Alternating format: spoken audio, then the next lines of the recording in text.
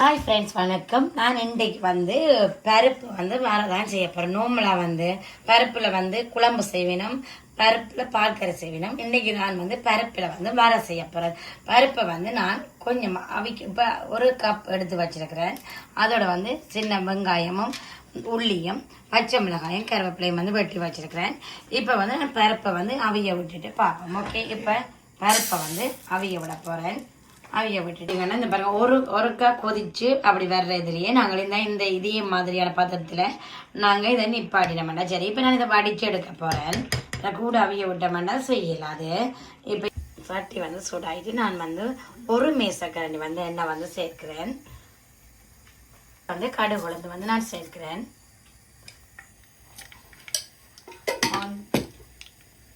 அதோட வெங்காயம் சேர்க்கிறேன். வெங்காயமும் கொஞ்சம் லைட்டாக வதங்கினா பிறகு நீங்கள் நார்மலாகவே பருப்பு சாம்பாருக்கு எடுப்பீங்க.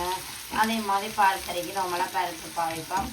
பருப்பில் தூள் போட்டும் நாங்கள் தாளித்து குழம்பு செய்யலாம். அதே மாதிரி பருப்பில் வர செய்வீங்கன்னா அதுக்குமே டிஃப்ரெண்டான டேஸ்ட்டாகவும் இருக்கும், நல்லா இருக்கும். நீங்கள் இதே மாதிரி ட்ரை பண்ணி பாருங்க, கண்டிப்பாக உங்களுக்கு பிடிக்கும்.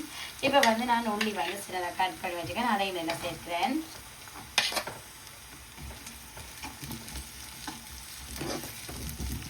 வதங்கிட்டு அதில் நான் ஒரு மேசக்கரண்டி உப்பு சேர்க்கிறேன். உப்பு தேவையான அளவு நீங்கள் அதை செக் பண்ணி பார்த்துட்டு சேர்த்துக்கொள்ளுங்க. அதே மாதிரி கருவேப்பிலையும் பச்சை மிளகாயும் நான் சேர்க்கிறேன். அதையும் நல்லா வதங்க விடுவோம். கொஞ்சம் வதங்கினாக்க பார்ப்போம்.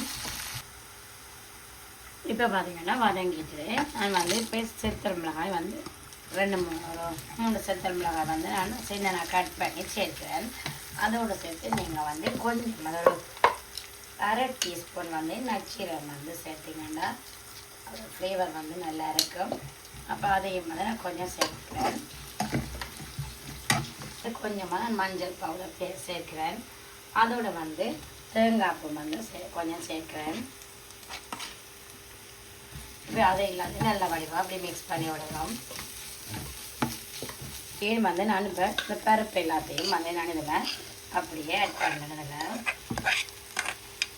இப்படி சேர்த்துட்டு இது எல்லாரும் நல்ல வடிவாக இதெல்லாம் மிக்ஸ் பண்ணிவிட்டு மெல்லிய நேரத்தில் நாங்கள் விடணும். ஏன்னு சொன்னால் நீங்கள் டக்குன்னு அடியில் எரிஞ்சிடும். நாங்கள் மெல்லிய நேரத்தில் விட்டு கொஞ்சம் அந்த பருப்பு அதோட சேர்த்து அந்த தாலி மேலே நாட்களை சேர்ந்து வடிவாக வதங்கி அப்படி அவிஞ்சு வடிவாக வரட்டுக்கும். நம்ம கொஞ்சம் இப்போ பார்த்தீங்கன்னா இங்கே பாருங்க, நல்ல வடிவாக உளுந்த பதமாக அப்படி வந்துச்சுன்னா எங்களுக்கு கரெக்டாக இருக்கும். அதுதான் நான் கூட அவிய விடாமல் நாங்கள் கரெக்டாக எடுத்த மாதிரி சொன்னால் ஓகேயாக இருக்கும். எனக்கு கொஞ்சம் அவிஞ்சிட்டு சொன்னால் அது குழஞ்ச மாதிரி வந்துச்சுன்னா அது வர மாதிரி இருக்காது. அதனால தான் அப்போ இங்கே பாருங்களா, இப்போ இப்படியே நான் போர்டில் சேஞ்ச் பண்ணிட்டு காட்டுறேன்.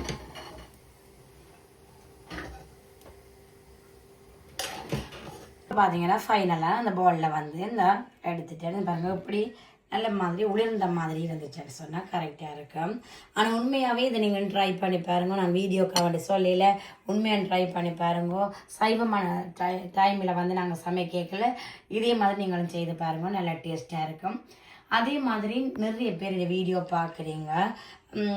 எனக்கு உண்மையிலேயே நல்ல ஹாப்பியாக இருக்குது. நிறைய பேர் பார்க்குறீங்க. இப்போ ரீசெண்டாகவும் இந்த வீடியோ சப்ஸ்கிரைப் பண்ணியிருக்கிறீங்க. அது எனக்கு நல்ல சந்தோஷமாக ஹாப்பியாக இருக்குது உண்மையாகவே. அதே மாதிரி நீங்கள் பார்க்குற அதே மாதிரி வேறு வீடியோ உங்களுக்கு வேணுமென்னு சொன்னாலும் நீங்கள் கமெண்ட் பண்ணுங்கள், கண்டிப்பாக நான் அதை பின் பண்ணி வைப்பேன். மற்றது நிறைய பேர் வீடியோ பார்க்குறீங்க, ப்ளீஸ் சப்ஸ்கிரைப் பண்ணுங்க. அது எனக்கு ஒரு மோட்டிவேஷனாக இருக்கும். அதோட நான் வேறு வீடியோ செய்கிறதுக்கு எனக்கு இன்னும் ஹாப்பியாகவும் இருக்கும்.